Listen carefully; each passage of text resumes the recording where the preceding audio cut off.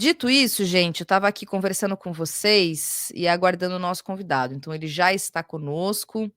E antes, então, claro que muitos de vocês já conhecem, mas acho que é sempre importante trazer alguns detalhes do nosso convidado. O Mano Góes, ele é cantor, músico, escritor, produtor, diretor artístico e compositor nascido e residente em Salvador, capital da Bahia. Sócio fundador da banda Já Mil e Uma Noites, por muitos anos ele foi baixista e principal compositor do grupo, do qual continua como sócio administrador. Ele emplacou sucessos como Mila. Mila é uma música que eu tenho gravado na minha memória da infância, nos meus carnavais lá em Piracicaba, que essa música foi um acontecimento, né, no país.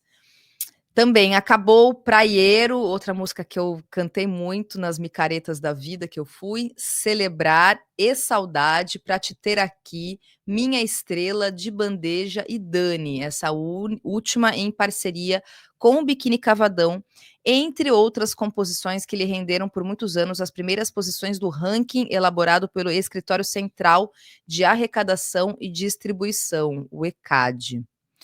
Dito isso, gente, eu ao longo aqui da nossa conversa eu vou trazendo mais informações do Mano Góes, mas chamo aqui ele para então começar a nossa conversa. Mano Góes, boa noite para você, seja bem-vindo aqui ao Noite Brasil, cultura brasileira, mais especificamente falando. Muito obrigada por atender aqui o meu convite e estar conosco aqui para a gente conversar, trocar uma ideia. Oi, Thalita, boa noite a todos aí que estão em casa agora, todo mundo que está acompanhando a gente no Noite Brasil. Eu agradeço o convite. Eu estava aqui nessa linha de espera, aqui quietinho, acho que eu tinha entrado no link errado, eu estava assistindo o programa e eu vi você falando, aí foi quando eu olhei o WhatsApp, peço desculpa, eu fiquei mais no telefone para não ficar me distraindo, mas que bom, estamos aqui, vamos conversar sobre direitos autorais, sobre música, né? Pautas tão importantes em momentos em que as pessoas negligenciam muito os direitos e os limites assim, dos outros, né? Completamente, Mano Góes. Mas antes da gente ir direto, né, para essa discussão, eu gostaria muito de te ouvir sobre a Preta Gil, né? A gente só, inclusive, fazer esse registro aqui no programa. A Preta Gil, essa cantora, filha de Gilberto Gil, faleceu ontem, com 50 anos. Ela já vinha, né, de uma batalha aí contra o câncer, faleceu jovem, né, muito nova. E eu sei que você tem uma relação, não só com o Gilberto Gil, com ela também, enfim, por ser um músico da Bahia, queria te ouvir um pouco, né, assim, sobre esse fato em si, sobre realmente a família Gil, sobre o Gilberto Gil e tudo que a gente sabe e acompanha. Pois é, assim, por mais que a gente estivesse acompanhando, né, o processo da luta dela contra o câncer, e a gente assim imaginasse que talvez fosse uma luta difícil, o choque da partida sempre nos pega de surpresa, né? Mesmo quando não é tão surpresa assim o fato de um câncer vencer uma batalha. Preta, eu acho que ela é uma mulher, né, brasileira que vai ser sempre lembrada e marcada pelas pautas das defesas, né, pelas defesas que ela fez em pautas importantes, pautas identitárias, né? Preta, a vida inteira, ela teve com alguma bandeira defendendo causas justas, causas humanitárias. E acho que esse é o grande legado dela, né? Preta vem de uma família, obviamente, que tem como o patriarca Gil, que é um dos orixás da nossa terra, um dos maiores artistas do planeta, que está passando mais uma vez por essa dor profunda, essa dor ilógica de um pai que perdeu o filho, né? O segundo filho que, enfim, que lamentavelmente ele se despede. E nós todos, assim, o Brasil inteiro sentiu, né? Se comoveu com essa partida de Preta, por tudo que ela representa, pela vida dela sempre marcada por coisas relacionadas à alegria, à amizades, as pessoas mais próximas delas sempre relatavam o carinho, né? Que tinha, que sentia por ela, que nutria. Então, a gente deixa guardado na memória da cultura do Brasil a presença, né, passagem de uma pessoa muito importante, uma personalidade muito inquieta, uma pessoa que sempre buscou falar de questões delicadas e importantes, né? Uma mulher que enfrentou vários preconceitos e que esteve sempre na frente, né, dessas questões importantes. Eu gostava muito de Preta, tenho muito carinho e gratidão por ela. Preta sempre estendeu a mão a nós, né, ao Jamil e Noites, em momentos de transição, na mudança do primeiro vocalista para o segundo. Ela foi muito carinhosa, muito gentil. Enfim, Preta vai deixar um lugar muito carinhoso no coração de todos nós. Não à toa está o Brasil inteiro falando sobre isso, se comovendo, né? Sim. Não conheciam, não acompanhavam muito o trabalho dela, porque eu acho que ela deixa essa gentileza na nossa história, deixa esse carinho, né? Eu tô até com a camisa de Gil aqui, ó, em homenagem. Ah, que legal. E inclusive dois pontos, né, dentro dessa questão. Primeiro que a Preta, ela colocou um dos maiores blocos de carnaval do Rio de Janeiro, assim, os blocos de carnaval em 2020, antes da pandemia, inclusive, foi recorde de público. Então, não à toa que agora, inclusive a informação, viu, gente, Preta chega ao Brasil, o corpo, né, da Preta chega ao Brasil e ela será velada aqui no Rio de Janeiro. Então, ela vai passar por esse processo aqui no Rio. E um outro ponto, mano, o registro do Gilberto Gil chorando naquele momento que ele canta Drão com a Preta, é um registro que é impossível ninguém, acho que atravessa todo mundo. Qualquer pessoa com o mínimo de sensibilidade, de empatia, quando vê esse pai, nesse momento parece que ele constata, né, de alguma forma, assim, a finitude da vida da filha. Então esse é um momento, assim, enfim, só trazer esses dois pontos que eu acho que são válidos de Exato. colocar. Já é um registro histórico, né? Como você falou, não há como não se comover, como não se enternecer, como não sentir aquela dor, né, daquele pai, enfim. Foi bem marcante mesmo. Já é um registro histórico da música do Brasil, da música brasileira. Totalmente.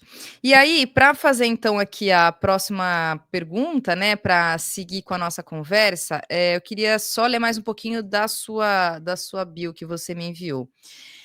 O Mano Góes, ele é reconhecido nacionalmente como um dos maiores compositores baianos. Já foi gravado por artistas como Jamil e Uma Noites, Daniela Mercury, Paulinho Mosca, Ivete Sangalo, Biquíni Cavadão, Netinho, Orlando Moraes, Saulo, Chiclete com Banana, Asa de Águia, Cláudia Leite, Cheiro de Amor, Fred Falcão, Marcela Fogaça, Ricardo Chaves, Fernando Anitelli, Ana Canhas, Gustavo Lima. Olha só, Fernando Anitelli, do Teatro Mágico, essa eu não sabia.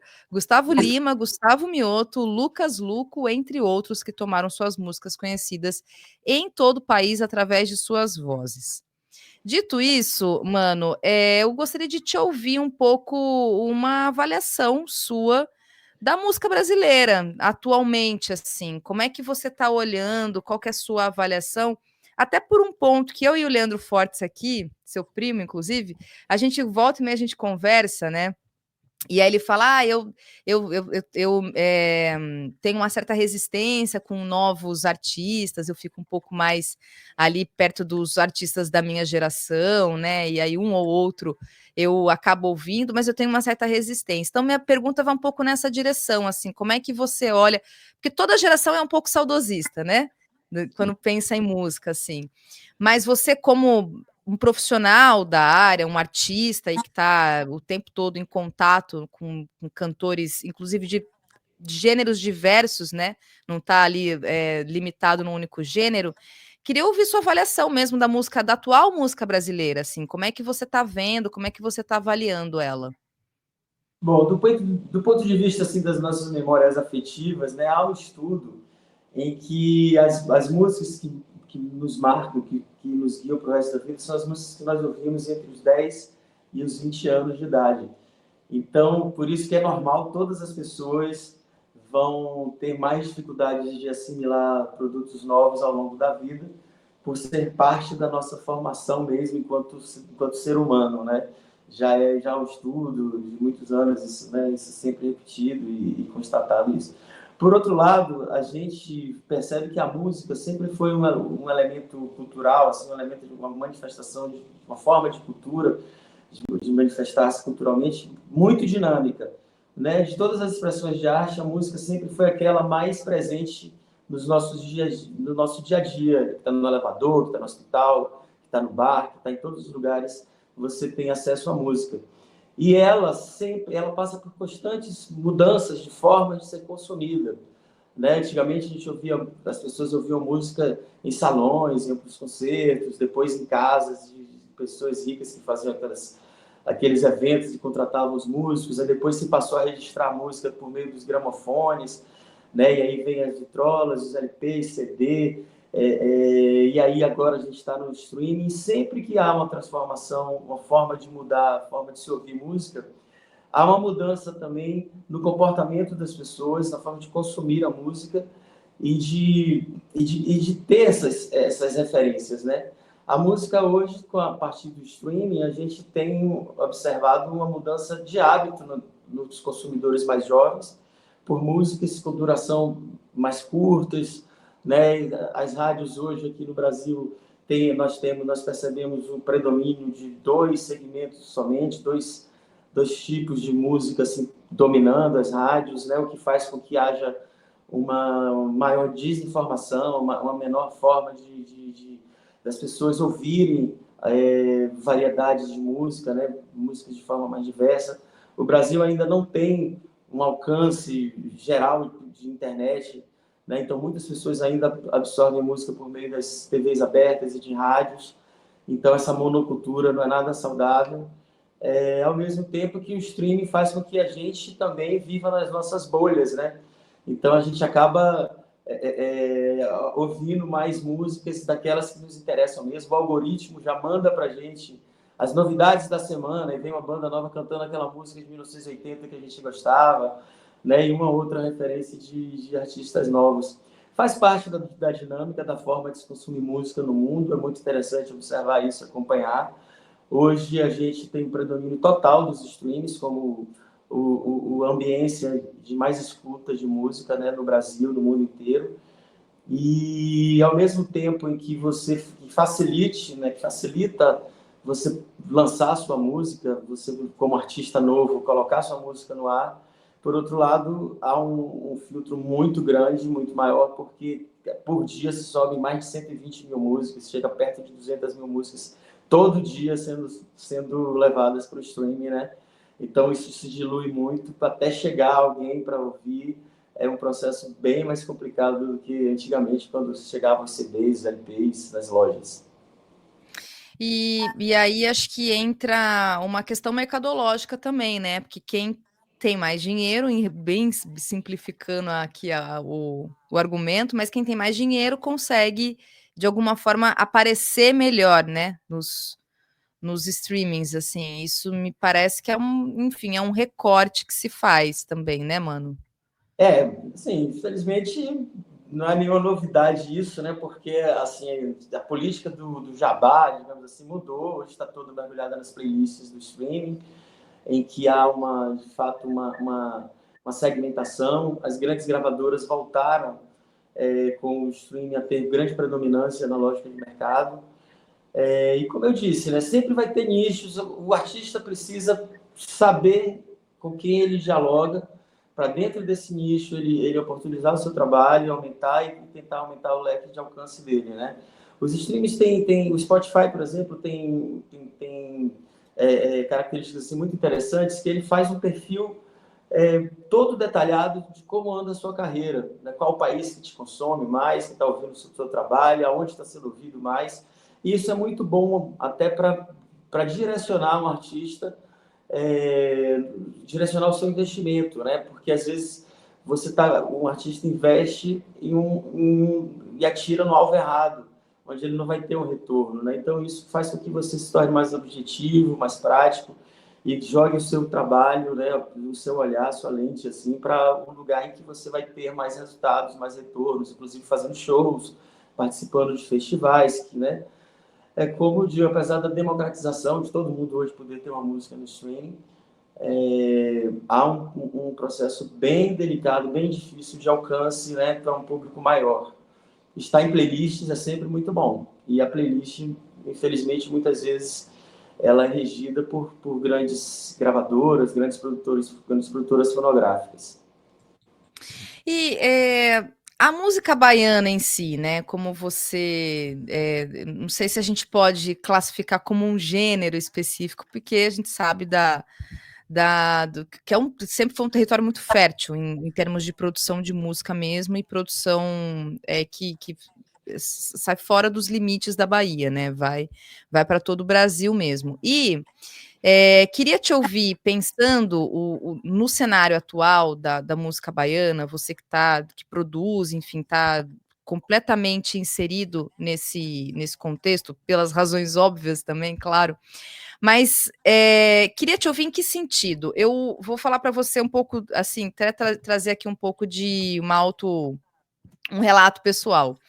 Quando eu era adolescente, ali no início dos anos 2000, eu tive um grupo de lamba aeróbica, porque o axé music, e aí tem toda essa discussão, inclusive, né, sobre a lamba aeróbica, sobre o pagode duro e o axé music, mas naquele momento, ou seja, coisas que eu estou falando de 2 décadas atrás, né, início dos anos 2000, o axé music ele dominava, assim, sobretudo os jovens, a gente ia, estava lá no interior de São Paulo e tinha lá meu grupo de dança e a gente estava em todas as festas, então aquilo dominava.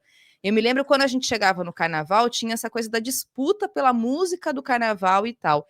E à medida que o tempo foi passando, aqui é uma percepção, tá? Aí por isso que eu gostaria, inclusive, de te ouvir. O funk carioca vai dominando, me parece, um pouco esse lugar, assim, né, dos jovens, pelo menos, que escolhem essa música de entretenimento, digamos.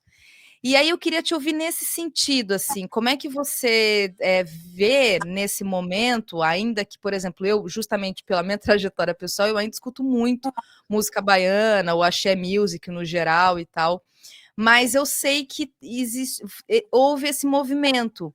Então eu queria te ouvir, como é que você viu nessa trajetória aí, digamos, nessas últimas 2 décadas, né, esse movimento do axé music para o funk carioca, qual que é a sua avaliação? E também, assim, claro que eu estou falando inclusive de um nicho específico da música baiana, que ela é muito maior que isso também, né, mas inclusive tomando como base até algumas músicas que são de sua autoria, enfim. Então queria te ouvir nesse sentido, assim, como é que você vê isso e se essa minha percepção, ela é real em alguma medida, pelo menos?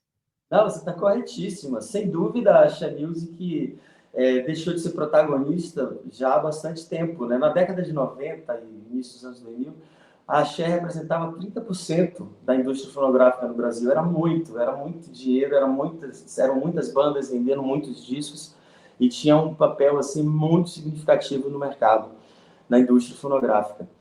Obviamente que as coisas mudam, né? Assim como a gente já teve o boom do rock nacional também na década lá de 80, a dinâmica das pessoas, da coisa, da vida, do modo de ser, elas transformam também essas escutas, né? Esses segmentos musicais que em algum momento tá em mais destaque. Hoje a gente vive a predominância do sertanejo, a gente vê o funk também muito forte, o hip hop, o trap crescendo muito, né? As músicas de periferia assim, crescendo muito, ocupando um espaço muito importante também na própria indústria fonográfica, como também nas rádios, enfim, e nas festas, eventos.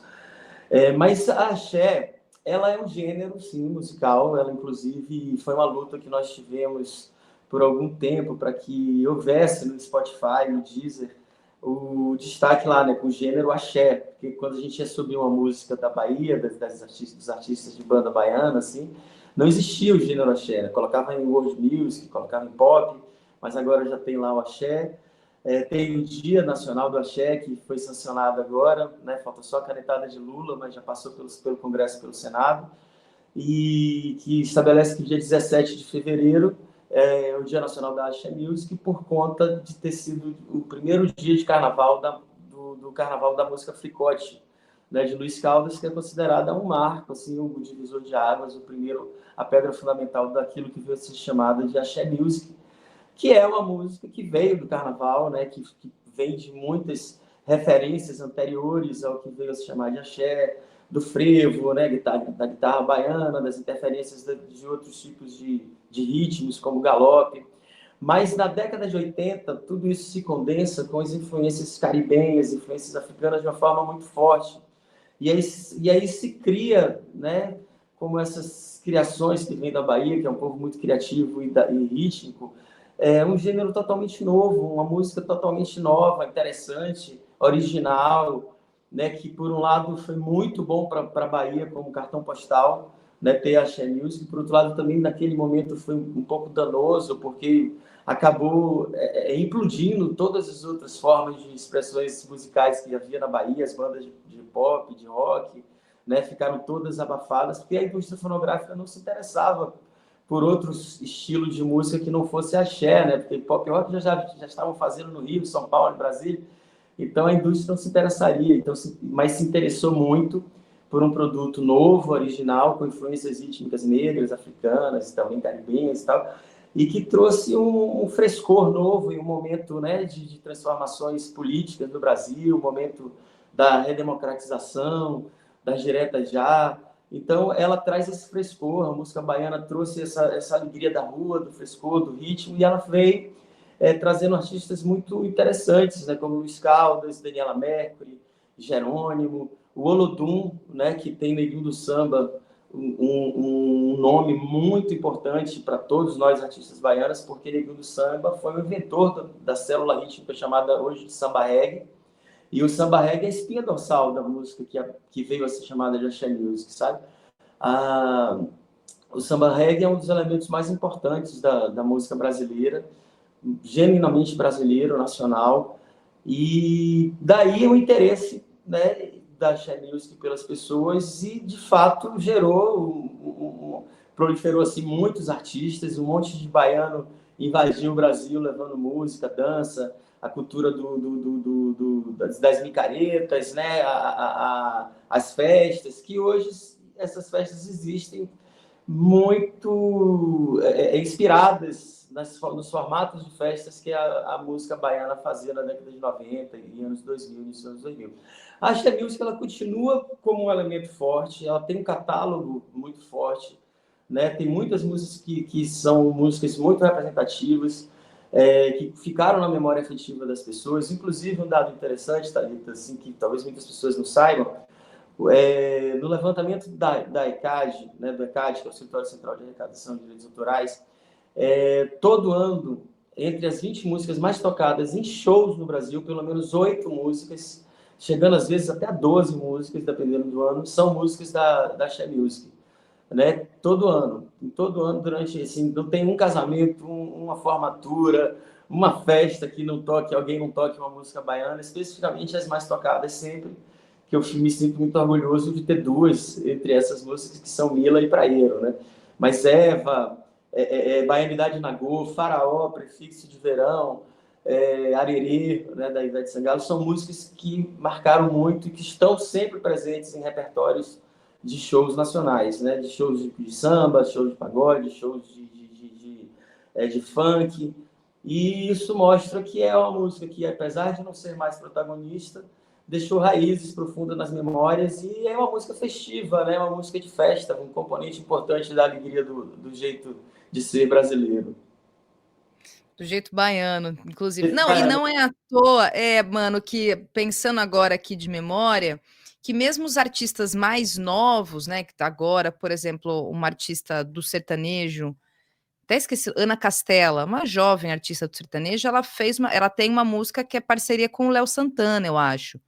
Então, volta e meia, os artistas, eles estão, mesmo dentro dos seus gêneros, mas ali aquele arranjo, né, que a gente sabe que sempre acontece, eles estão ali fazendo estão ali com o pé na Bahia, né, fazendo os feats, né, que a gente chama com artistas baianos. Então, ali tem realmente algo bastante pulsante, ainda muito presente, né, a música baiana. A Bahia tem um jeito, né? E assim, não tem como você estar em uma cidade que é tão movida pela música, pela arte, né? Pelas suas características próprias, assim, seu orgulho de ser seu jeito barrista, de ser com suas danças, né? As influências da capoeira. Não tem como a Bahia não proliferar sempre artistas interessantes que bebem sempre dessa fonte criativa e que tem muita influência realmente das músicas de carnaval. O Baiana System é um grande exemplo disso, que é uma banda interessantíssima, moderna, que tem influências ali dentro, entranhadas, né, da guitarra baiana, dos ritmos do pagode, dos ritmos, né, de músicas africanas, em que está na rua nos carnavais, né, música também do carnaval. Eu costumo dizer que a axé muitas vezes pecou, né, a indústria do axé muitas vezes pecou porque achou que o axé era o carnaval da Bahia. Não é, o axé está contido no Carnaval da Bahia com tantos outros elementos e outros ritmos, mas o Carnaval, né, vai ser sempre um palco que abrange e disponibiliza muitos ritmos, muitos gêneros musicais. E essa mistura que o Carnaval possibilita, né, essa leitura que as pessoas têm de ouvir tantas músicas, tantas informações, é que gera trabalhos tão interessantes quanto do Atocha, do Baiana System, né, de cantoras que sempre surge aqui na Bahia artistas com esse dendê, com esse jeito especial de falar e de fazer dançar, né, de uma forma original, criativa, que faz parte mesmo da forma de ser do baiano, né, de se expressar. Muito bom, Baiana System realmente é Fenômeno. maravilhoso. Quem não viu, vejam, gente, porque show do Baiana System é catártico, inclusive. Assim, é ir para você, aquele momento de você colocar um pouco da sua fúria para fora mesmo. Tem aquele momento, né, de você ir e pular e vibrar, quer dizer, inclusive no 1º de maio teve um vídeo que viralizou muito, eu mesma compartilhei nas minhas redes sociais a fala do Mujica, né, falando do tempo, e que é aquele texto do Mujica, aquela fala dele que é bastante conhecida, com imagens do Carnaval da Bahia, e se eu não me engano, acho que era do show do Baiana System, aquelas pessoas que estavam ali em completo êxtase mesmo, aquele momento, assim, de alegria, que é algo que nos é negado enquanto classe trabalhadora, né, mano, ao longo da nossa história. Então, você vê essa coisa muito pujante, assim, acho que a Bahia ela carrega consigo esse lugar, e eu acho que isso se traduz aqui, aí eu encaminho, inclusive, para a minha própria próxima pergunta para você, um pouco no 2 de julho, né, a forma como a Bahia, ela, de maneira muito contundente e em termos de resistência mesmo, para mostrar a importância do 2 de julho, né, e que agora cada vez mais a gente entende que trata-se de uma data nacional, não apenas regional, né, esse entendimento da principal guerra, né, enfim, da independência do Brasil, portanto, não é da Bahia apenas, é do Brasil, é da Bahia, mas é do Brasil. E aí, se quiser comentar em cima disso, por favor, mas aí queria só te perguntar, porque eu te acompanhando nas redes, mano, eu vejo que você deixa bastante explícito os seus posicionamentos políticos, né? Assim, os seus apoios. Você fez agora, eu não sei se foi ontem, recentemente, esses últimos dias, um texto muito bonito, inclusive falando do presidente Lula, né? Assim, um texto bastante emocionado, muito bonito, que toca mesmo, assim, para além das críticas todas que nós fazemos. Você sabe, o Leandro Fortes, né? Enfim, você conhece ele, a gente tem críticas bastante importantes em relação ao governo Lula, mas a figura do presidente Lula é uma figura que ela realmente nos traz muito dos elementos que você colocou no seu texto, no seu posicionamento. E você deixa muito claro o seu posicionamento político ali, né? Não só do governo Lula em si, mas como um todo. Você é uma pessoa progressista de esquerda, é muito claro te acompanhar nas redes. Então, eu queria te ouvir isso dentro do meio artístico, porque isso, de alguma forma, tem uma classe artística que deixa isso bastante explícito. A própria questão da Preta Gil, mesmo com o falecimento dela, gerou essa discussão nas redes, né? Os bolsonaristas fazendo comentários inescrupulosos, como a gente sabe, enfim, aquela coisa toda, mas eu não sei se isso ainda é uma questão dentro do meio artístico, e queria te ouvir mesmo, como é que você encara isso, assim, como é que você olha para isso, porque para você é muito claro, evidente, explícito, mas como é que, porque você tá dentro, assim, dialogando e trabalhando com artistas do país todo e de diversos gêneros, então queria te ouvir nessa questão, como é que você olha para isso e vê isso, sabe? Bom, primeiro assim, para compreender um pouco Salvador, a gente precisa entender que Salvador tem uma herança muito grande, um ranço muito grande do carlismo. Né? O carlismo é um movimento político que foi iniciado por Antônio Carlos Magalhães, né? E deixou uma marca profunda, enraizada no jeito de ser dos baianos, que é uma questão de ter um símbolo de um coronel como alguém que guiou a política e as artes na Bahia por muito tempo. Então, nós temos muito carregado esse carlismo, não à toa é muito difícil você tirar o protagonismo de ACM Neto na prefeitura, no município, por todas as mazelas que, mesmo com todas as dificuldades que Salvador tem de crescer, né, os dados da educação municipal são horríveis, da questão da educação, né, nós observamos que Salvador tem ranços, assim, vícios, e isso se traduz também na classe artística, né, uma classe artística que eu quero falar mais dentro da Axé Music, em que o silêncio é proteção, sabe? Então, em que as pessoas não se exporem muito do seu ponto de vista político, não gera retaliações, porque gera retaliações políticas, sim. Né? Hoje, a Axé Music, os maiores contratantes de música baiana, são o governo e a prefeitura, sabe? Então, assim, muitos artistas preferem se silenciar. Eu aqui tive um episódio particular sei lá, de 2017, 2016, em que eu encabecei uma luta muito grande para que a Prefeitura de Salvador pagasse direitos autorais, que não pagava, a Prefeitura de Salvador, e fizemos uma campanha muito grande, tivemos apoio de todos os artistas do Brasil que você imaginar, né, assim, Caetano Veloso, Chico Buarque, Gilberto Gil, e da Axé Music, que nós tivemos muita dificuldade de ter esse apoio público, com medo de retaliações. Então, eu sempre acho que é muito importante que a gente não se silencie por causa desses medos, especialmente em momentos como esse que a gente vive, em que a linha democrática passa sempre por ameaças assim muito sutis e agora mais escancaradas ainda com essas absurdas ações que nós vemos, né, de chantagem, de suborno à soberania nacional. E eu acho que o artista ele tem um papel em que ele pode se expressar para mais pessoas, né? Porque a pessoa ela se interessa pela sua arte, pela sua música, e a partir de conviver com o artista pode perceber formas que mudem o seu jeito de pensar. Né? Eu acho que a democracia, o contraditório faz parte da democracia, porém, quando a gente está falando do fascismo, a gente não está falando de democracia, de contraditório ou democracia, sabe? A gente está falando de algo muito perigoso. O fascismo ele não é o oposto da esquerda, não é o oposto de uma política progressista.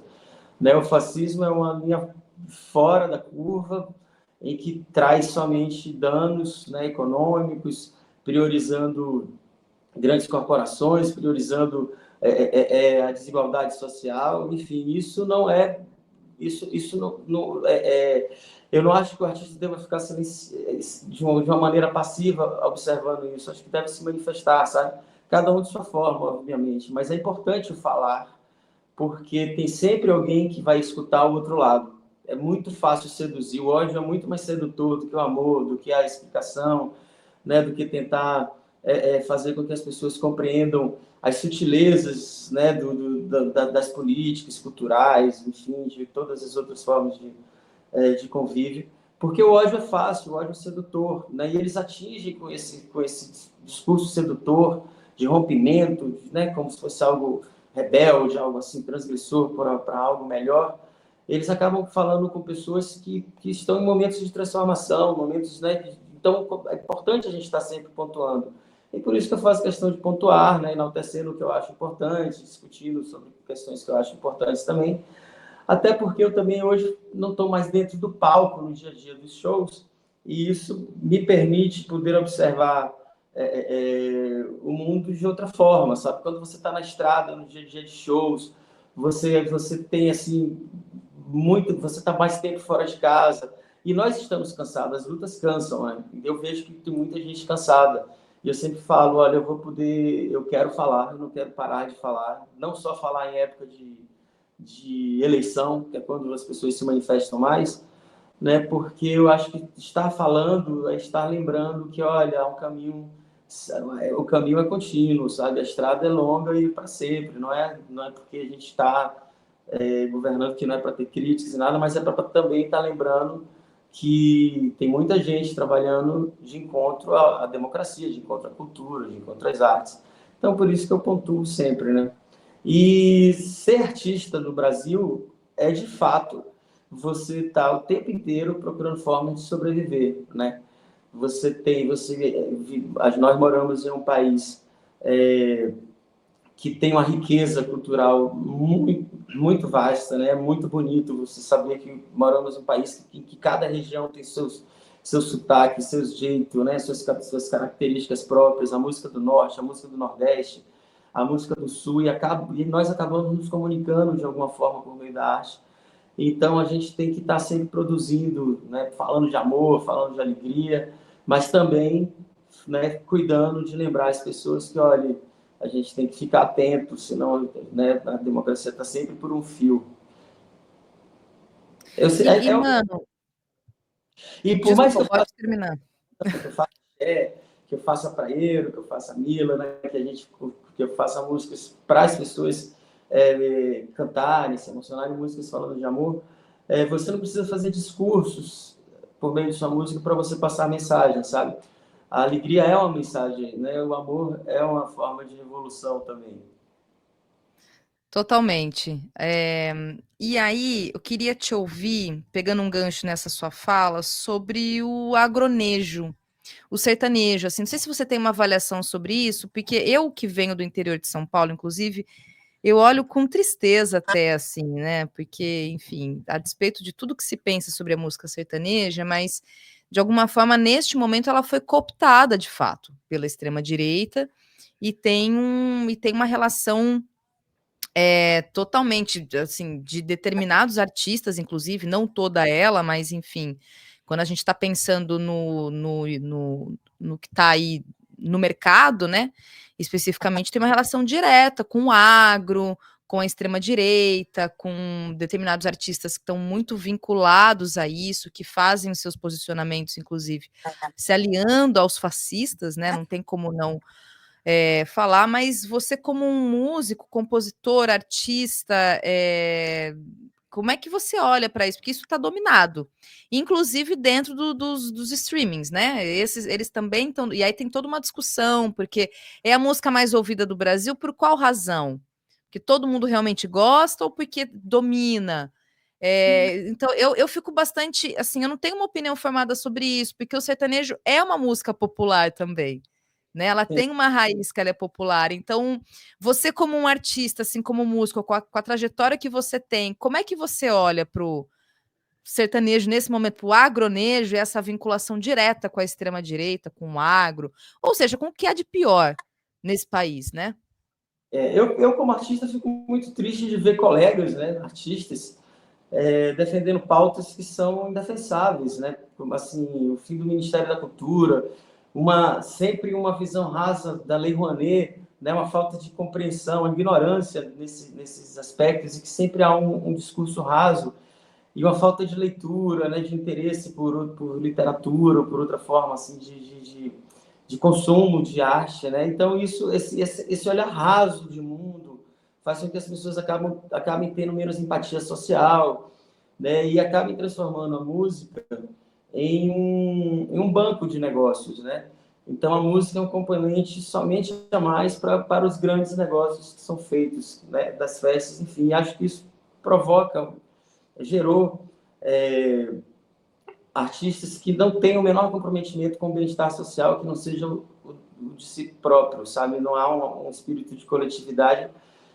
E o que é uma contradição, porque a música é coletiva, a música né, a arte, você se manifestar por meio da arte, é para você dialogar com o mundo, é uma forma de diálogo, né? Então, quando você centraliza o seu trabalho somente pensando na grana, você não está focando em algo do todo, do coletivo, você está pensando em nichos. E o agro, ele entra nesse segmento musical com muito dinheiro. Um artista hoje sertanejo, quando começa, já começa com muito dinheiro. Que é caro você fazer uma carreira, né? Uma carreira ela é feita por etapas. Você começa trabalhando aos poucos, vai fazendo seu público aos poucos, né? Isso requer um certo tempo. Com muito dinheiro, você corta essas etapas e leva direto a um lugar de sucesso, de festivais, de muitas feiras agropecuárias, e isso acaba facilitando com que só a grana mova a roda da música, sabe? Outra coisa, uma questão também que faz com que o sertanejo tenha tanta, né, predominância hoje no mercado é que tem muito palco, né? As feiras agropecuárias, elas existem no Brasil inteiro, tem um calendário muito cheio, né, de muitos palcos para a música sertaneja, e isso é um fator fundamental para que seja uma música sempre divulgada, sempre consumida. Tem muita coisa legal dentro do sertanejo, né? Assim, mas existe, de fato, infelizmente, uma questão de uma monocultura aí que incomoda, né? Que ocupa todo o espaço nas rádios, em que enfraquece justamente a compreensão das pessoas pela diversidade, né? Por conhecer outras músicas, outros temas. Então, isso é sempre incômodo mesmo. Há esse incômodo, a gente sabe que existe, lamenta e a gente torce que haja um equilíbrio aí com o passar do tempo, né, e que as pessoas se interessem, porque ao mesmo tempo que há também que há essa predominância, há também surgimento de novos artistas muito interessantes, fazendo trabalhos incríveis, sabe? Trabalhando seus nichos, cumprindo aquelas etapas mais conhecidas de todos, que é o tempo, né? Que é o tempo aí trabalhando aos pouquinhos até você ter um reconhecimento maior. Eu cito aqui o exemplo de JP, que é um artista que ganhou o Grammy Latino, que é um amigo querido meu, que Jota, ele já vinha fazendo um trabalho lindo há muito tempo, ocupando ali o espaçozinho dele, tá? Não sei o que, de repente ele ganha o Grammy Latino, aí faz esse projeto com o João Gomes, Mestrinho, o projeto Dominguinho, que quem não conhece ainda vai conhecer, que é lindo. Então, assim, aí ele vai... É a etapa normal, né, da música, é você passar por esses processos e não já chegar com tanta grana, colocando e fazendo, tornando você o novo sucesso do momento, do dia, né? Há também a questão da internet, essa coisa das redes sociais, que mudou um pouco essa forma de se trabalhar. Hoje a gente tem muitas celebridades de internet, pessoas que da noite para o dia se tornam pessoas milionárias. Então esse culto à grana, esse culto né, ao consumismo, acaba reverberando também nesse processo de música, da música sertaneja, especialmente. E é lamentável, é uma pena, né? Que a gente tenha que falar para os nossos colegas artistas que a arte precisa de apoio, né, que os artistas precisam ter leis de incentivo, que os artistas precisam ter voz, né, para estar ocupando espaço na comunidade, para servir, né, o entretenimento, a cultura, ela é o que dá, cara, é que faz com que as pessoas tenham sua cidadania respeitada, o que faz as pessoas terem suas características culturais para o mundo, né. O Brasil é conhecido pela sua música, pelo seu futebol, pelo seu jeito de falar, pelo seu jeito de ser, pela sua comida, né? Tudo isso faz parte da ambiência cultural. Então, quando você resume tudo isso a grana em um segmento só, é muito lamentável. Empobrece, né, completamente algo que é extremamente rico, Pois é, diverso, rico, total. Esse projeto do JP com o Mestrinho e com o João Gomes é um primor, realmente, assim. delícia. Esses dias eu e Leandro falávamos sobre isso aqui.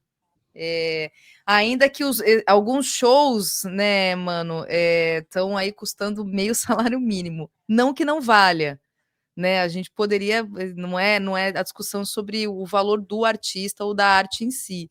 É só sobre a acessibilidade, né? Ser a viabilidade, na verdade, né? Acessibilidade é o termo direcionado a outra coisa, mas a viabilidade mesmo, assim. E eu vi uma discussão sobre isso há alguns dias no X, né, de que por exemplo, eu fui ao show do Gilberto Gil, belíssimo, uma coisa assim inacreditável, mas é isso, é meio salário mínimo. São caros, em geral são caros mesmo. Enquanto que, por exemplo, os shows de sertanejo desses artistas em si, eles são gratuitos porque na verdade são bancados por prefeituras, que estão pagando com dinheiro de emenda parlamentar. Então, Uhum. enfim, é triste, porque esse projeto mesmo, que é incrível, do JP, Mestrinho e João Gomes, é assim, vai ter show aqui no Rio, por exemplo, final do ano, já está esgotado. Quem Uhum. comprou, comprou, quem não comprou, é isso, e super caro, né? Caro para geral, né? Claro, pra uma bolha não, mas no geral. Então, a gente vive um pouco essa dinâmica que de alguma forma, ela é injusta no sentido de que todo mundo deveria ir para um show dessa qualidade, né? Nesse sentido que eu falo, sabe? Você sabe que depois da pandemia, assim, sei lá, as coisas enlouqueceram um pouco, assim, no show business. As coisas encareceram demais, né? Um palco que você alugava por um valor, hoje é outro valor, uma iluminação, uma tela de LED. Então ficou caro fazer show. Está muito caro fazer show, produzir show. E grandes shows conseguem vender ingressos, mas assim, a média geral do Brasil está tendo muita dificuldade de vender ingresso. A indústria independente, a música independente está passando por um momento muito delicado, de muita dificuldade, né? E a gente está passando por um momento de transformação muito delicado. É, os eventos de prefeitura, os eventos, né, de final de ano, assim, são sempre mercados muito importantes para todos os artistas. É importante que os governantes tenham essa consciência, o papel que tem, né, a responsabilidade social que tem de oferecer para a sua cidade música, entretenimento, cultura, né? Não só a música comercial, como a música regional, local, pequeno artista, né? Tudo isso é muito importante, isso passa muito pela consciência pessoal dos administradores. É, as tiqueteiras também, que antes não havia tiqueteira, né? Hoje a gente tem as tiqueteiras facilitando o acesso aos ingressos, mas ao mesmo tempo encarecendo esse ingresso, porque tem o valor da tiqueteira, né? Eu participo, eu participo aqui do conselho da OSBA, da Orquestra Sinfônica da Bahia, né? Da Amigos de Chaco Castro Alves. E a orquestra ela tem um papel social a cumprir no Estado, né? A Orquestra Sinfônica da Bahia. Então, eu dirijo alguns shows da OSBA e uma das regras básicas assim é que o ingresso tem que ser um valor popular, sabe? Não pode ser muito caro. Mas aí a gente foi fazer um evento agora com o Geraldo Azevedo, né? Homenagem sinfônica aos 80 anos de Geraldo Azevedo. Um show lindo, né? Tá até disponível aí no YouTube. Se vocês colocarem Geraldo Azevedo, Orquestra Sinfônica da Bahia, vocês vão ter acesso. Bem bonito. Eu fiz a direção artística. Mas um show muito caro. Então nós tivemos que vender ingresso caro. Mas o caro da gente já foi R$ 80, sabe? A inteira e 40 meia. Você não consegue produzir um show se você não tiver apoio, se você não tiver patrocínio, se você não tiver uma lei de incentivo, você não consegue mesmo pagar as contas para fazer uma produção mais rebuscada de algum evento, de algum espetáculo, sabe? Me chamou a E atenção. R$ 80 nem é caro mais, Mano Não, Góes. R$ 80 já tá. é isso que eu falo, caro já é assim, o mais próximo possível de se tornar, né, para dar acesso, para que as pessoas possam, mas tinha que ser um pouco mais caro. Me chama a atenção assim, que grandes projetos, como o musical de Djavan, que eu fui ver lá no Rio agora, já saiu até de cartaz, vai para São Paulo, que é muito bom, até indico as pessoas assistirem, é muito legal mesmo, muito bacana. E eu estava vendo assim os patrocinadores, o número de apoiadores pequenos, né?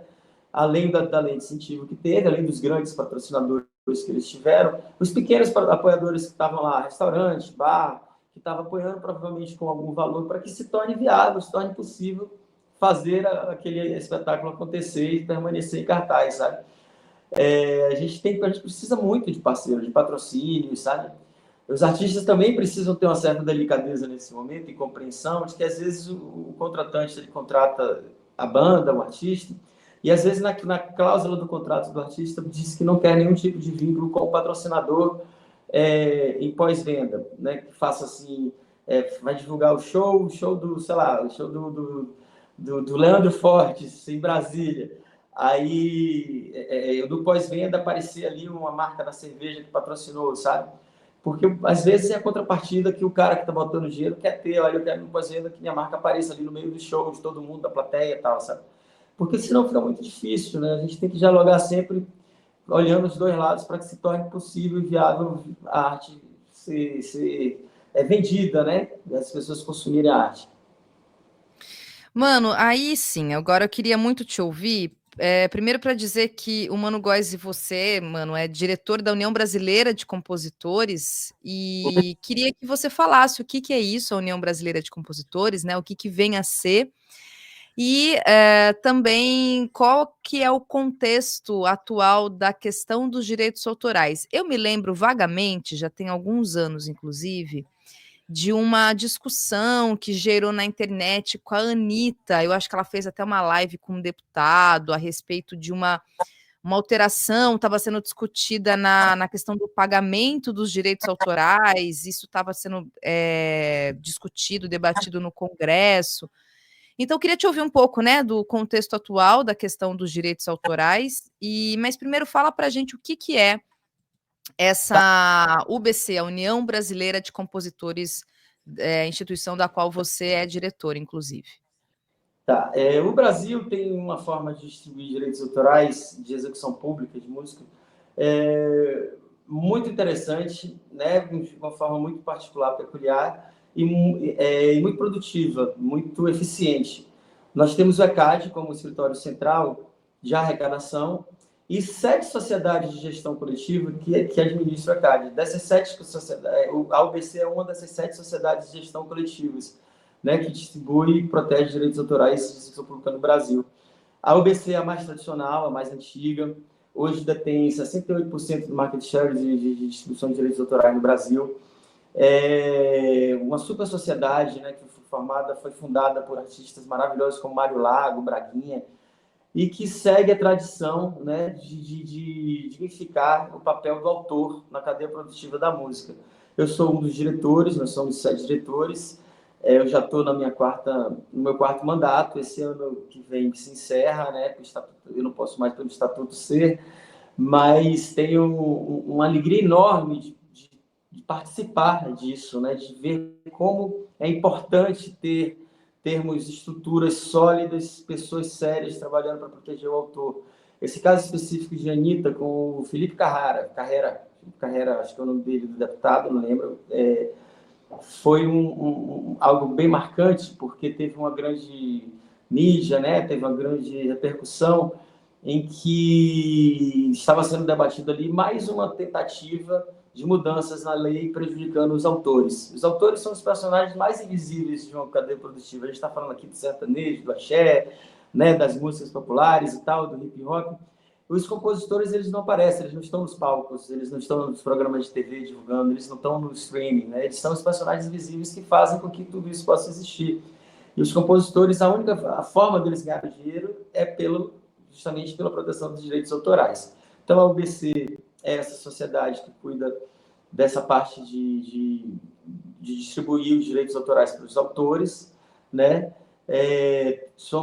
Nós somos, o Brasil é um país signatário que tem vínculos com todos os países do mundo. A Convenção de Berna, onde se colocou, né, para o mundo inteiro regras de distribuição de direitos autorais, ele é o fio condutor do mundo inteiro, apesar de cada país ter sua característica, né, ter uma coisa ou outra ali, como eu te falei, que o Brasil tem o ECAD, que é um órgão muito importante, né, o Escritório Central, um órgão muito importante para a distribuição e arrecadação de direitos autorais no Brasil.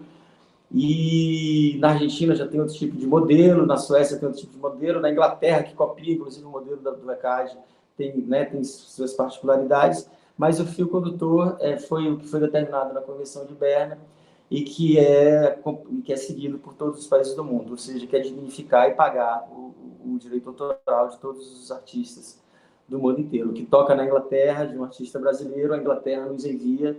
O que toca no Brasil, de um artista inglês, nós enviamos para a Inglaterra, para as suas sociedades também, as devidas sociedades de cada artista. A UBC é afiliada à CISAC, que aqui em linhas, sei lá, de uma forma, é como se fosse a FIFA, assim, sabe? Como se a CISAC é a que é a mandatária, assim, a sociedade de todas as sociedades do mundo inteiro. E tem reuniões mensais, né, com representações do mundo inteiro, e a UBC é a Sociedade Brasileira que tem vínculo com a CISAC. Então, a gente está muito bem representado, os compositores brasileiros. Nós temos uma estrutura sólida, nós temos leis sólidas, consolidadas, né? As leis autorais no Brasil são leis fortes, mas sempre tentam fazer com que haja mudanças nisso, porque não querem pagar direito autoral. Para você ter uma ideia, as rádios mais inadimplentes do Brasil de direito autoral são rádios de políticos, de senadores, de deputados, que constantemente querem mudar a lei de direito autoral para não pagar direito autoral, sabe? Então, assim, é uma pena, porque como o direito autoral é algo abstrato, a música é algo abstrata, né, não é algo tátil, você tem dificuldade de compreender por que tem que pagar direito autoral, né? O cara que vai fazer uma festa e, poxa, mas eu tenho que pagar o direito autoral? Claro que tem, cara. Você paga o microfone, paga o cantor, paga a banda, paga tudo e não quer pagar justamente a alma daquilo que é a música. Então, é esse o papel da UBC, é esse o papel que nós fazemos com muito amor e luta, porque é bem difícil se lidar com o desconhecimento e com a má-fé, porque tem muita gente até que sabe, mas por meio de má-fé tenta mudar a lei por benefício próprio, sabe? Então, é E, e a constantemente... atual e a atual legislação ela protege bem os compositores, assim, ela está muito já tem isso já bem consolidado, né? Agora, por Consolidada. exemplo, Nós tem um temos uma grande... comentário aqui. Desculpa, deu um delay aqui que cortou. Mano, pode falar, por favor. Não, eu ia pontuar que hoje nós temos uma grande ameaça, não só no Brasil, mas no mundo inteiro, que é a inteligência artificial, né? A inteligência Ah, artificial está fazendo tudo, está chamando, a gente está... O Brasil, aliás, é um país que pode vir a ser exemplo para o mundo inteiro de regulação da IA, da inteligência artificial. Nós estamos avançadíssimos nesse tema, a gente está bem à frente, né, e acompanhando com bastante entusiasmo as possibilidades de regulação, porque o Brasil está, de fato, sendo vanguardista nisso e sendo elogiado e estudado por diversos países para fazerem também E as regulações dos países. em que sentido, mano? Você pode exemplificar, assim, detalhar como é que o Brasil tá à frente dessa questão? Por exemplo, hoje você tem formas de fazer música pela inteligência artificial. A inteligência artificial vai lá e faz uma música. E essas músicas, elas não são geradas espontaneamente pela inteligência artificial. A inteligência artificial tem fontes que inspiraram ela a fazer aquele produto, né? Tem a substância primordial ali atrás, né? Tem os insumos que foram pegos para poder fazer essa música. Então, a gente precisa regular para que não haja a banalização da criação da inteligência artificial, porque você pede para fazer, para a inteligência artificial fazer uma música estilo Caetano, que fale sobre, sei lá, fale sobre a garrafa azul, não sei o quê. Então, a inteligência artificial cria a partir das informações que ele tem de discos de Caetano Veloso, de letras de Caetano Veloso, e faz um produto supostamente inédito. Então, então isso é uma forma de regular, para que as megas corporações paguem os direitos autorais na sua fonte, sabe? De inibir também a proliferação de produtos feitos por inteligência artificial. Então, essas regras de conduta são regras necessárias e fundamentais que sejam feitas agora, no início da raiz do problema, porque é uma ferramenta maravilhosa. A inteligência artificial, né, é uma ferramenta muito útil, maravilhosa, mas pode ser um grande dano à própria humanidade. Então, você tem que regular, você tem que fazer leis fortes, né, leis que protejam o ser humano da inteligência artificial. E no campo da música especificamente, nós estamos bem avançados, com discussões muito boas sendo levadas ao Congresso, ao Senado, em debates, e evoluímos muito no avanço à proteção disso contra as Big Techs. Não à toa, assim, todo esse movimento que a gente vê do Trump agora, com essas taxas e tal, isso tem um pouco das Big Techs interessadas nisso também, sabe? Não é só o BRICS, não é só essa questão, esse bode expiatório que ele usa do julgamento de Bolsonaro. Na verdade, existem interesses muito grandes de grandes corporações, inclusive das Big Techs, né? Porque o Brasil é um país que está avançando a passos largos para a regulação das redes sociais, estabelecendo limites, né, colocando regras, e isso incomoda muito a quem tem interesse total em que seja a casa de mãe Joana, para que possa fazer tudo, permitir tudo e lucrar do jeito que quiser.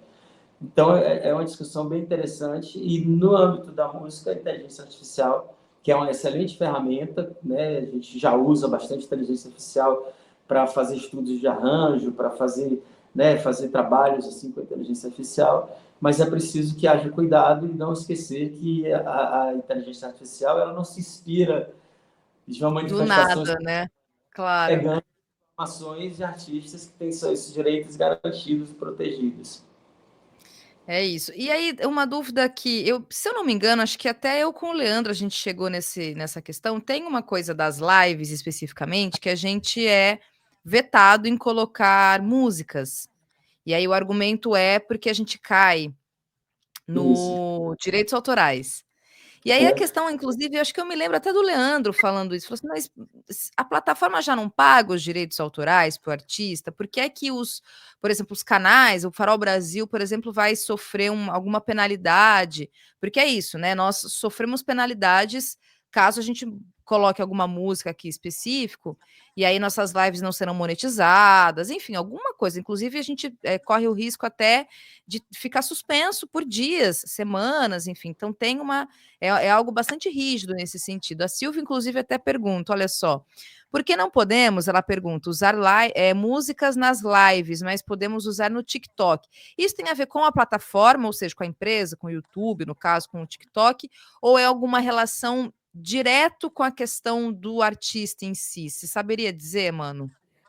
E pelos acordos que foram feitos, né? O YouTube tem um acordo, o TikTok tem outro acordo. Então, assim, você pode usar música no YouTube, mas para determinados fins e não para tudo, né? Então, em lives ainda há uma restrição de direitos autorais, porque um autor pode falar que está sendo usada a música dele sem autorização dele para um fim, para um programa em que ele não está recebendo nada. Então, o próprio YouTube derruba por meio de programas que eles têm. Então, o próprio YouTube que derruba, né? Não é o compositor que liga, ó, minha música está tocando aqui e tal, já é um programa específico do YouTube que derruba.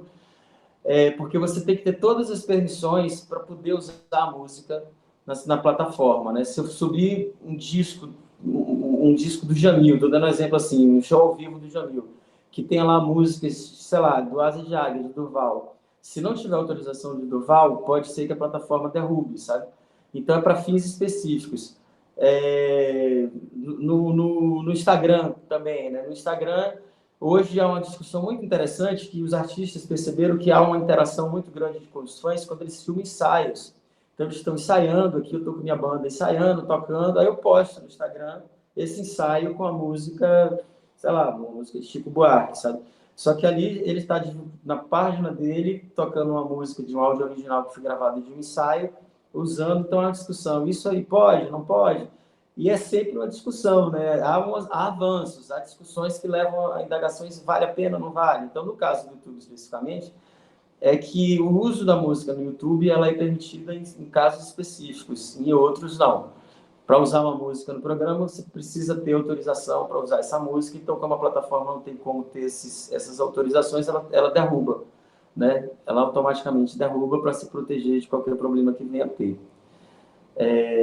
E assim, o Instagram também paga mensalmente, né? Todos fazem acordos específicos e por prazos que esses acordos são renovados, passam-se pelas discussões, pela Assembleia do ECAD, em que é discutido essas renegociações, que são discutidas essas renegociações e, consequentemente, a distribuição justa dos autores. Você sabe que o YouTube, quando chegou no Brasil, só uma curiosidade, ele pagou, no primeiro ano, 10 milhões de dólares de direito autoral. 10 milhões de dólares para tudo que se tocasse no YouTube durante um ano. 10 milhões de reais. 10 milhões de reais era, assim, era um quinto do que se pagava no México, que é um país muito parecido com o Brasil em forma de consumo de música e tamanho, sabe? Então, se chegou aqui pagando muito pouco, aí cada ano vai mudando, eu não sei exatamente quanto se paga hoje, mas já paga muito melhor, sabe? E aí se Mas distribui para quando você fala em pagar, isso vai direcionado para o artista, né? tá Paga o direcionado direito, vai direto. Ah, sim, tá certo. para as sociedades de gestão coletiva, né, que é distribuído para os autores. Bom, mano, então vou ler aqui alguns comentários que chegaram, para já encaminhar aqui o final da nossa conversa. A Laila Amaral só colocando aqui, viu, gente, para vocês acompanharem a página do Instagram do União Brasileira de Aí, Compositores, também a página do próprio Mano Góes, acompanhem também, é importante. Tem aqui, inclusive, ela trouxe, olha só, publicações da revista da União Brasileira de Compositores, a Rosana Oan, que também é conterrânea sua, ela é de Salvador, a Rosana, ela diz, excelente entrevista com o Mano Góes. Valeu, Rosana. Obrigada, minha querida. Aqui também a Laila dizendo quando sai a edição de julho da revista, que ela deve estar vendo lá, ela falou que tem coisa muito boa, inclusive de referências para a gente trazer aqui para o programa. Muito bom, Laila. Obrigada aqui pelo apoio. agora da revista. A revista ela é trimestral, saiu a edição de junho, então ela vai sair em julho ou setembro agora, né? Só em setembro.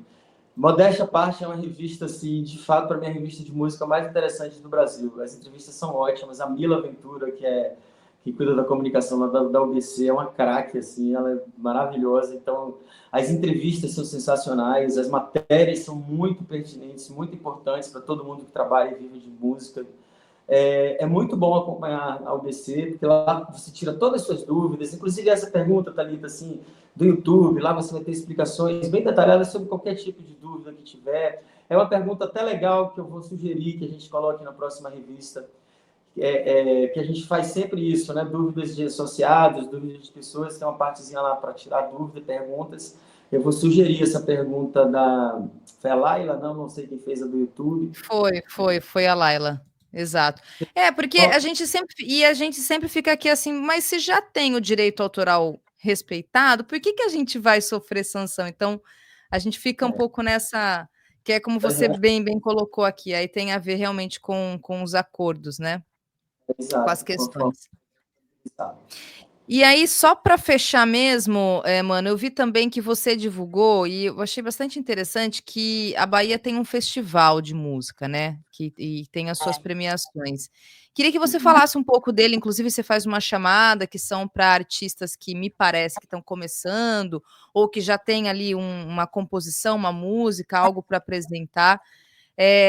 Queria que você falasse um pouco desse festival. Tá, esse festival é uma iniciativa da Educadora FM, né? É a 23ª edição desse festival. Eu já fui da banca de jurados desse festival, não sou mais. E é muito importante e interessante esse festival, porque ele primeiro contempla somente artistas baianos. É um festival restrito a artistas baianos, né? Arranjadores, compositores. E é um festival com o maior prêmio de qualquer festival do Brasil. São prêmios altos, com grana, prêmios bons, sabe? Então, isso faz com que as pessoas mandem suas músicas e queiram participar. No final, há sempre uma premiação linda na concha acústica, com shows importantes. Já teve show de Gilberto Gil, já teve show do Mateus Aleluia, de Maria Bethânia, no encerramento, né, da premiação. Então, é um festival muito bacana mesmo. E esse ano eles estão lançando uma iniciativa inédita que eu achei maravilhosa, que foi a que eu compartilhei, que é uma categoria exclusiva para estudantes da rede pública de ensino. Já teve as inscrições para os profissionais, né? Já se encerraram essas inscrições. Agora há uma categoria somente para estudantes da rede pública, em que cada escola vai ter um representante. Então, o estudante, né, que tem uma música ali na gaveta, ele vai lá, escreve na sua escola. Dentro da escola há um pré-julgamento, né, uma escolha da música que irá representar essa escola, e o aluno e a escola concorrem a prêmios.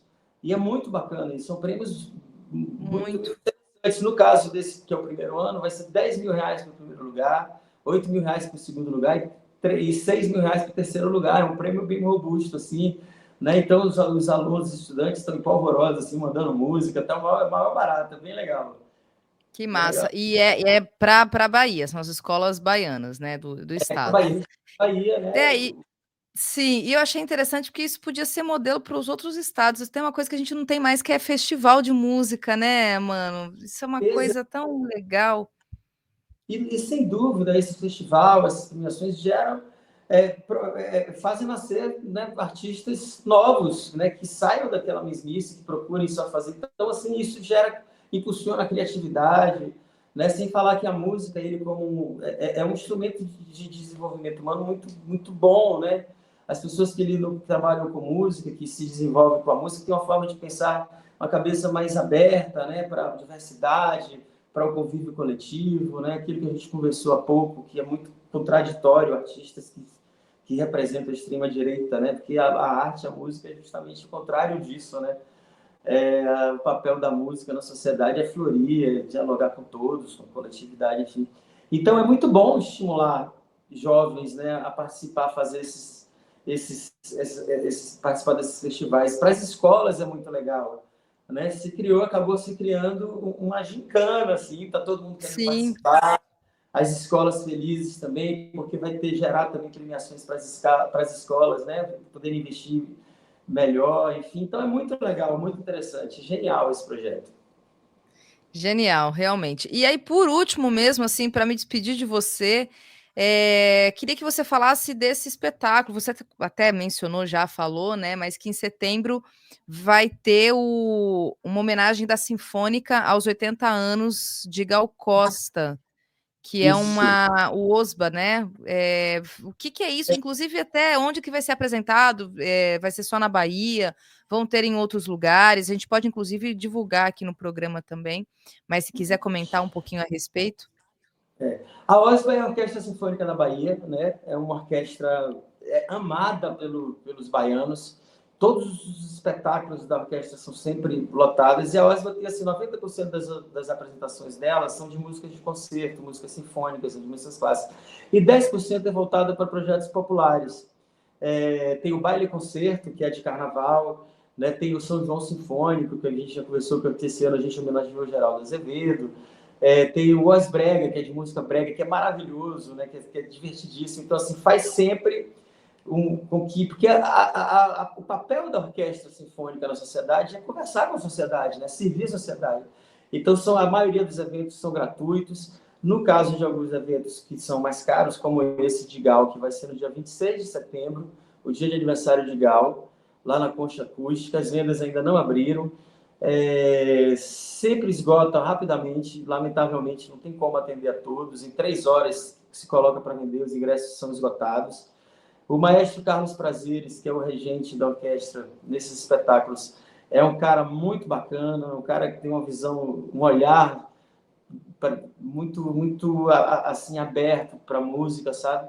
Ele é um dos maiores representantes de maestros do Brasil, um cara jovem que revolucionou a orquestra sinfônica. Então está sendo um prazer estar dirigindo esse show, né? Eu dirigi alguns espetáculos da OSPA e vou dirigir esse de Gal. E vai ser lindo, né? Com participações de vários artistas do Brasil e de Salvador.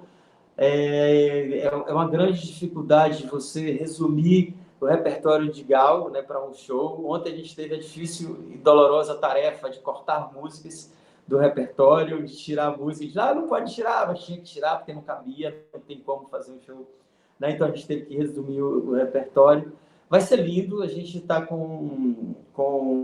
já com quase tudo preparado, pronto para o dia 26 fazer. E a intenção, obviamente, é que esse show corra ao Brasil, vá para outros estados, outras cidades, porque vai ser uma pena fazer para ter um show só, né? A gente sabe que vai esgotar Claro. datas para fazer, mas enfim, vai ser lindo, já estão convidadíssimos aí para assistir. Vai ser transmitido ao vivo pela TVE, né? Para quem quiser pode assistir pelo YouTube da TVE e da OSPA durante o espetáculo, mas quando estiver mais perto a gente volta a falar para lembrar a galera aí. Claro, e eu ia te falar isso, quando puder a gente divulga aqui quando estiver mais próximo, acho que é importante, o público aqui do Cultura Brasileira gosta muito, e que bom que vai ter em outros lugares, né, então, outras pessoas também podem prestigiar, porque deve ser incrível, realmente, né, ter Gal Costa. Dos patrocinadores, né? Olha, tem um projeto incrível, vamos lá. E daí a gente está tendo uma boa receptividade, aguardando ansiosos para que esses parceiros possibilitem a gente fazer esse tipo de iniciativa que é rodar o Brasil com Show. Massa, muito Mas, bom. Mano Góes, obrigada mais uma vez. Eu fico particularmente muito feliz em poder falar contigo, sobretudo porque Mila é uma música que marcou a minha infância, minha pré-adolescência, na verdade. Acho que é de 97, Mila. É isso? eu compus ela em 94. Aí foi gravada em 94. fez sucesso em 96, 97, 98, foi um grande sucesso. E até hoje é uma música muito marcante, né? Que está aí nos repertórios aí de muitas bandas, de muitos carnavais pelo Brasil. E é uma música que eu tenho muita Não, foi gratidão por ela. um acontecimento, claro, entre outras várias, né? Por exemplo, sou praieiro também, ouvi, cantei, dancei muito na minha vida, porque eu tive uma época de micareteira. Então eu ia muito, mas é que Mila realmente foi um acontecimento, foi um negócio assim, que todo mundo até hoje, acho que alguém aqui comentou até aqui, quer ver? Eu acho que eu até separei alguém falando, lá, ó, Mônica Gonçalves, Mila foi febre mesmo. Foi um negócio, Mila foi assim, quem viu e viveu sabe o que eu tô falando, que não é exagero não, é verdade. Verdade, que bom. Mas eu que Mano, agradeço. obrigada. Nossa, eu que agradeço. Muito obrigado. É sempre importante a gente falar sobre direito autoral para que as pessoas tenham consciência, né, do papel do autor, né, nessa questão da música, né, nessa ambiência da música em que o autor é o personagem invisível ali, o que é menos visto e o que precisa, de fato, de proteção para ter seus rendimentos. Né? E é importante a gente falar para que o usuário da música, né, o promotor de show, a prefeitura da cidade, pague os direitos autorais, porque quando não se paga o direito autoral, o autor sofre mais do que todos, porque é a única forma de rendimento de um autor por meio de seus direitos autorais. O autor não faz show, a maioria dos autores, eles não fazem shows, não existem autores que fazem, claro, mas a maioria, assim, eu falo que 85% dos autores não fazem show, não são cantautores, como a gente chama, né? São somente compositores. Então precisa ter sua dignidade, seus direitos respeitados, e esse é o papel que cabe a gente na UBC fazer como missão. Não, importantíssimo, realmente. E é isso, é um trabalho fundamental, essencial, mas que, justamente por não ter a vitrine, né? Não é o intérprete, então. Às vezes as pessoas não têm nem dimensão, assim, quem está por trás ali daquela letra, daquela música, daquela composição, enfim. Então, é isso, né? As pessoas falam, nossa, aquela pessoa ela é autora daquela música, aí você fica, meu Deus, é muita coisa, assim, realmente.